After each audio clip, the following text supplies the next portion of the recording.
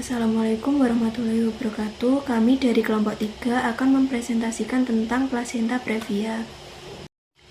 Berikut untuk anggota kelompok kami. Definisi plasenta previa. Plasenta previa merupakan kondisi obstetris serius yang terjadi ketika plasenta menempel secara abnormal di bagian bawah rahim, sehingga menutupi sebagian atau seluruh jalan lahir atau ostium uteri internum. Selanjutnya, etiologi. Untuk penyebab pasti plasenta previa belum diketahui secara definitif, namun terdapat berbagai faktor yang dapat meningkatkan kemungkinan terjadinya kondisi ini. Salah satu teori menyebutkan bahwa kerusakan endometrium akibat prosedur medis seperti kuritase, operasi sesar, atau infeksi dapat menyebabkan blastokista tidak dapat berimplantasi di lokasi normal sehingga memilih bagian bawah uterus. Selanjutnya, tanda dan gejala. Gejala utama dari plasenta previa adalah pendarahan per vagina yang terjadi tanpa nyeri. Umumnya muncul setelah kehamilan memasuki usia 28 minggu. Pendarahan ini bersifat mendadak, berulang, dan berwarna merah cerah karena berasal dari uteroplasenta yang robek. Selanjutnya, pathway pada plasenta previa. Untuk pathway-nya seperti berikut ini. Selanjutnya, kasusnya adalah Nyonya A berusia 34 tahun, G4P2A1 atau hamil 4 kali, partus 2 kali, dan abortus 1 kali. Usia kehamilan 33 minggu. Datang ke IGD RS dengan keluhan keluar darah dari jalan lahir sejak 3 jam yang lalu. Pasien mengatakan darah yang keluar berwarna merah segar, tidak disertai nyeri perut atau kontraksi. Pasien tampak cemas dan mengatakan ini adalah pertama kalinya ia mengalami pendarahan selama kehamilan ini. Riwayat obstetri sebelumnya 1 kali persalinan normal, 1 kali seksio cesarea, dan 1 kali abortus. Hasil pemeriksaan USG menunjukkan plasenta menutupi sebagian ostium uteri internum atau plasenta previa partialis. Pasien dirawat di ruang rawat inap kebidanan untuk observasi dan manajemen konservatif.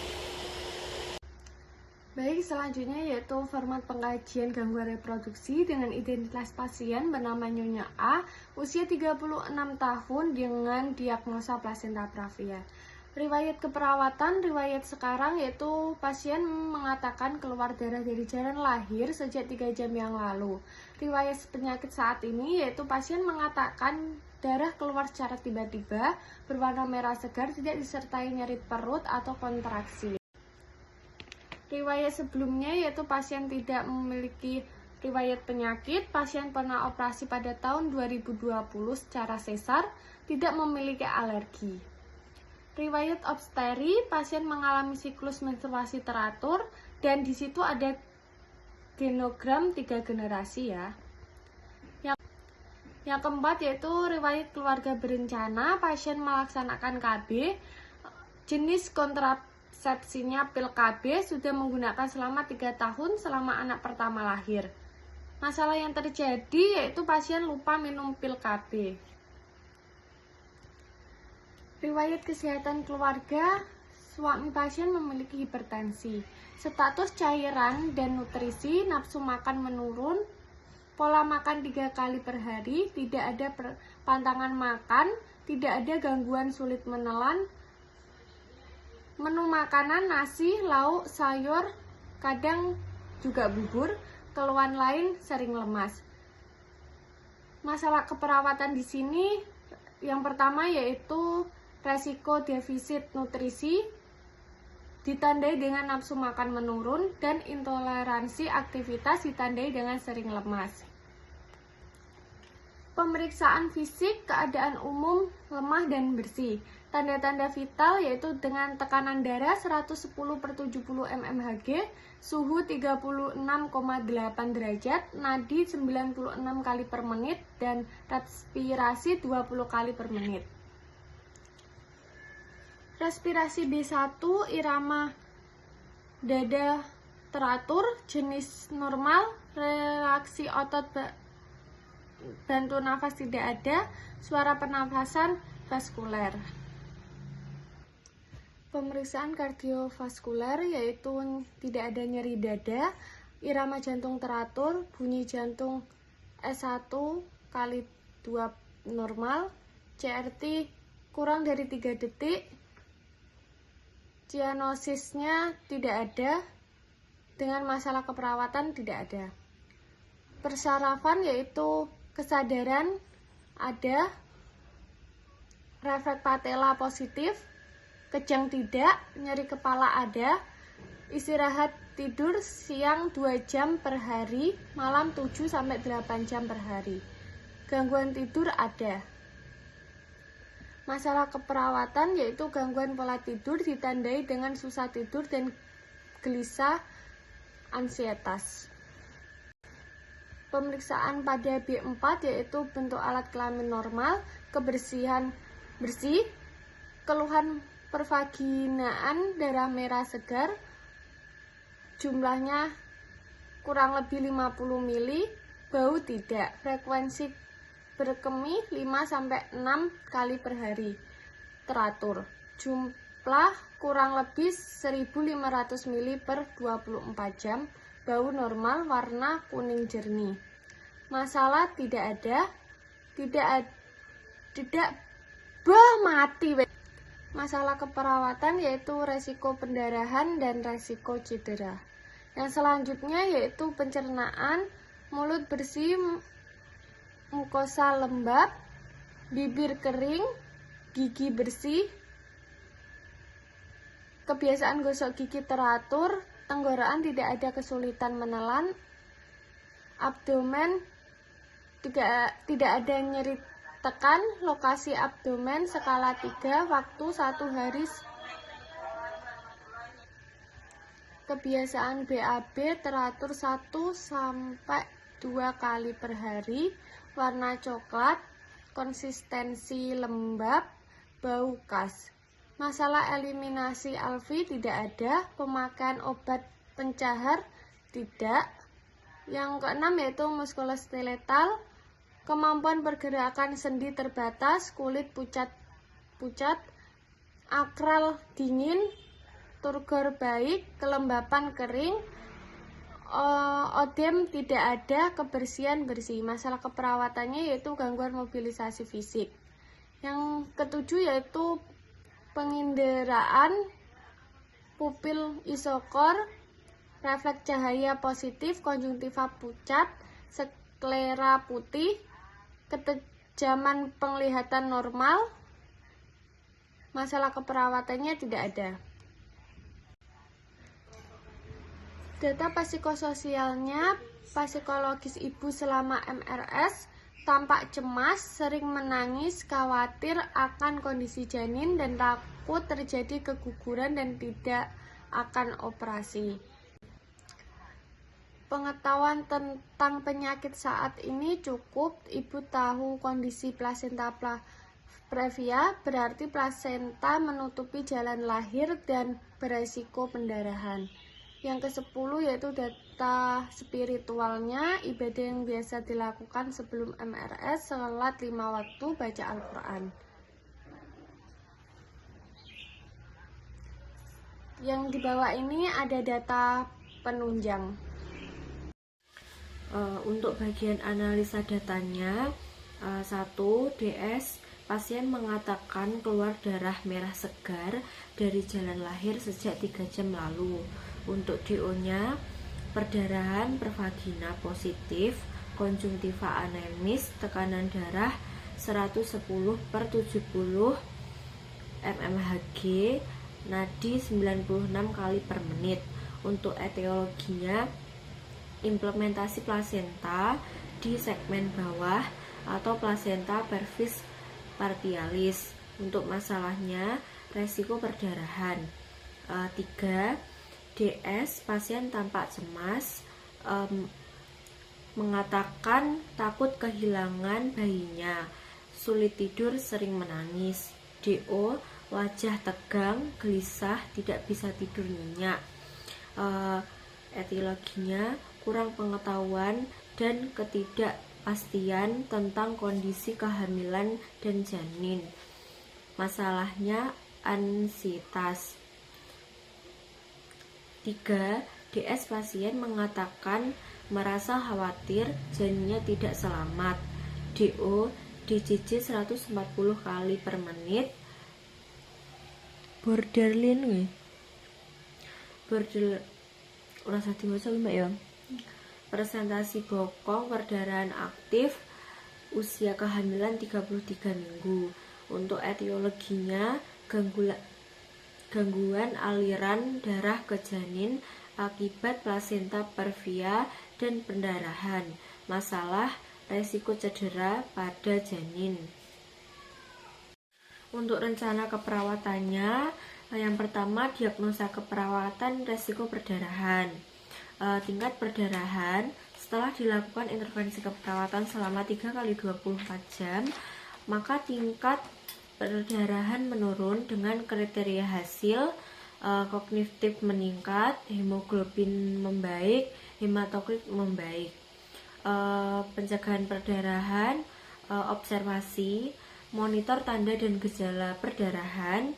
2. Monitor nilai hematokrit hemoglobin sebelum dan setelah kehilangan darah. 3. Monitor tanda-tanda vital ortostatik. 4. Monitor koagulasi, miskoagulasi. Terapeutik. 1. Pertahankan bed rest selama perdarahan. 2. Batasi tindakan invasif jika perlu. Gunakan kasur pencegah desubitus. 4. Hindari pengukuran suhu rektal. Untuk edukasinya, jelaskan tanda dan gejala perdarahan. 2. Anjurkan menggunakan kaos kaki saat ambulasi. 3. Anjurkan meningkatkan asupan cairan untuk menghindari konstipasi. 4. Anjurkan menghindari aspirin atau antikoagulan. 5. Anjurkan meningkatkan asupan makanan dan vitamin K. 5. Anjurkan segera melapor jika terjadi perdarahan. Selanjutnya kolaborasi. Yang pertama, kolaborasi pemberian obat, mengontrol perdarahan jika perlu. 2. Kolaborasi pemberian produk darah jika perlu. 3. Kolaborasi pemberian pelunak tinja jika perlu. Yang kedua ada diagnosa ansietas. Tujuan setelah dilakukan intervensi keperawatan selama 3x24 jam, maka tingkat ansietas menurun. Dengan kriteria hasil verbalisasi, kebingungan menurun, perilaku gelisah menurun, perilaku tegang menurun, konsentrasi membaik.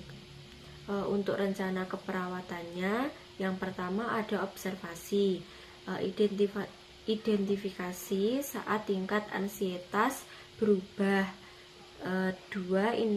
Identifikasi kemampuan mengambil keputusan. 3. Monitor tanda-tanda ansietas verbal dan nonverbal. Yang kedua ada terapeutik. Ciptakan suasana terapeutik untuk menumbuhkan kepercayaan. Temani pasien untuk mengurangi kecemasan jika memungkinkan. Pahami situasi yang membuat ansietas. Dengarkan dengan penuh perhatian. Gunakan pendekatan yang tenang dan meyakinkan. Tempatkan barang pribadi yang memberikan kenyamanan. Motivasi mengidentifikasi situasi yang memicu kecemasan.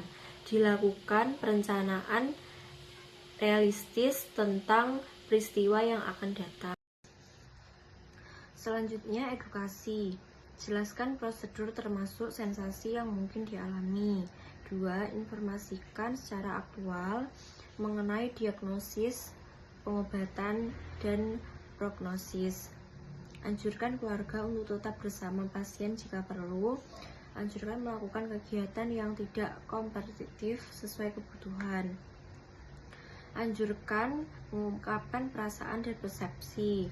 Latih kegiatan pengalian untuk mengurangi ketegangan. Lebih menggunakan mekanisme pertahanan diri yang tepat. Yang terakhir adalah latih teknis relaksasi. Selanjutnya ada kolaborasi. Kolaborasi pemberian obat antisietas jika perlu.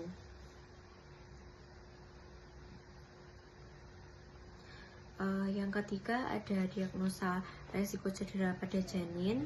Tujuannya setelah dilakukan intervensi keperawatan selama 3x24 jam, maka tingkat cedera menurun dengan kriteria hasil kejadian cedera menurun.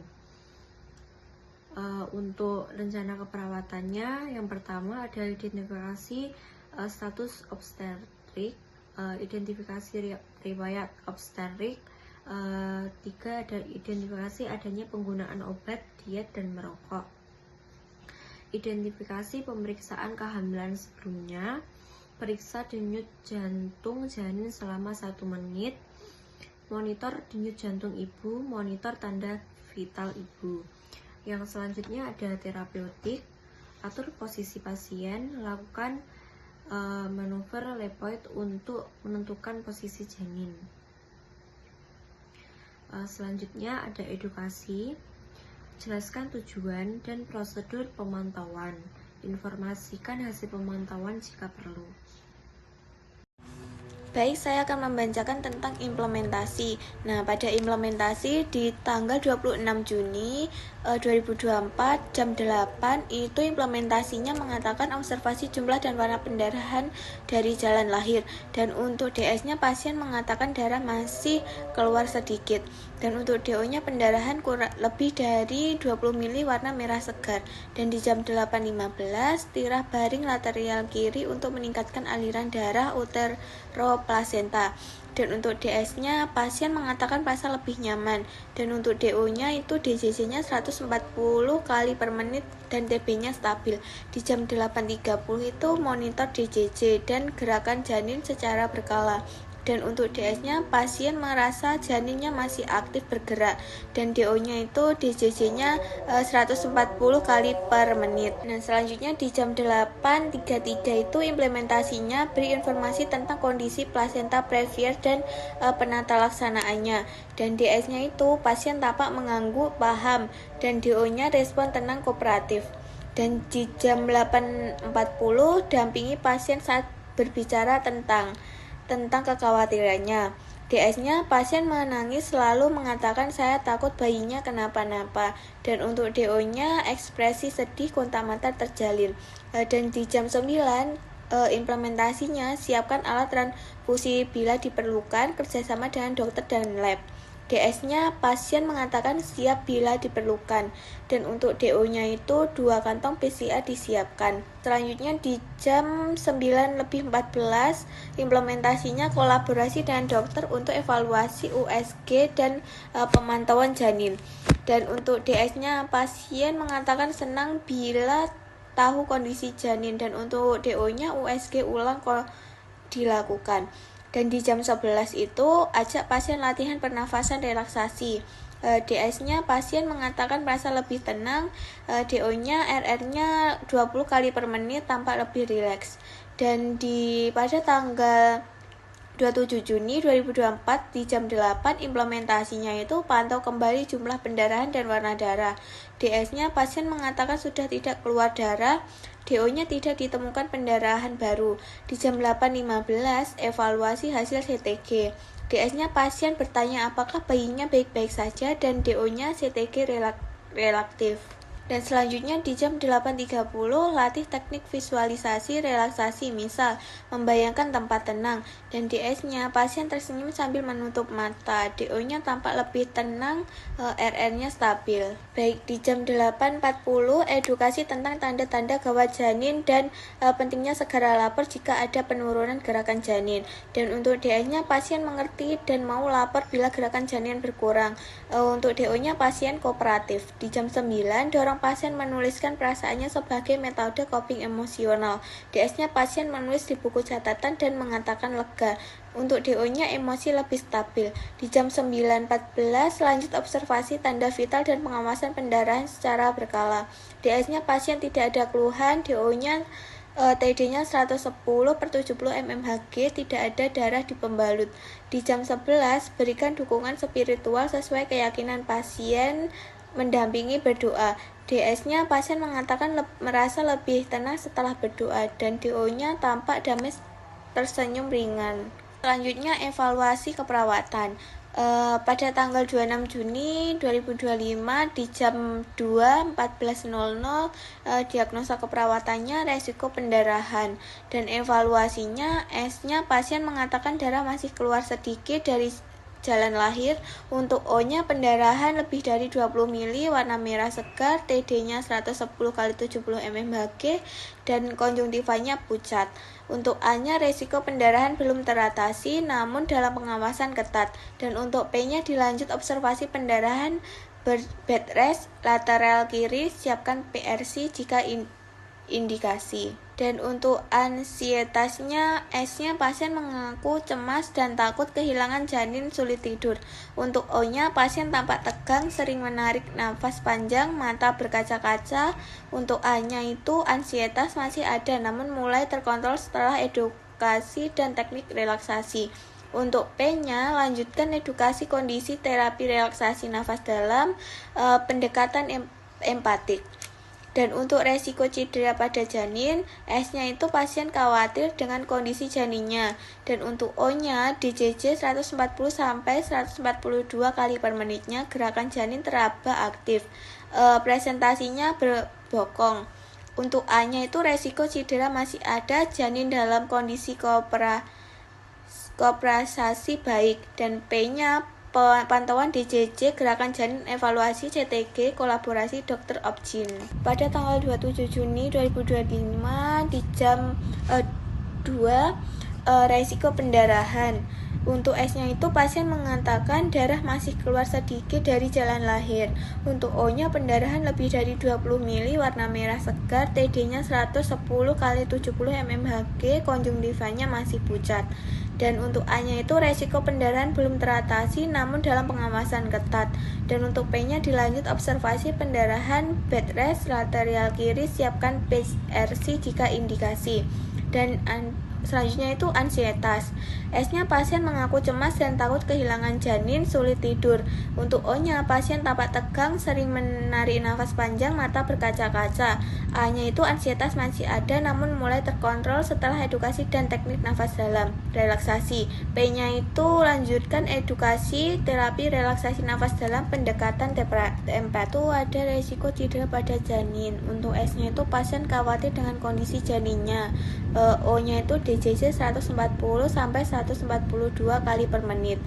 Gerakan janin teraba aktif, presentasi bokong. A-nya risiko cedera masih ada.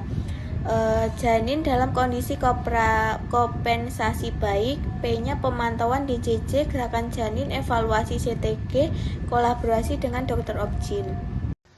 Sekian presentasi dari kelompok kami. Sekian, terima kasih. Wassalamualaikum warahmatullahi wabarakatuh.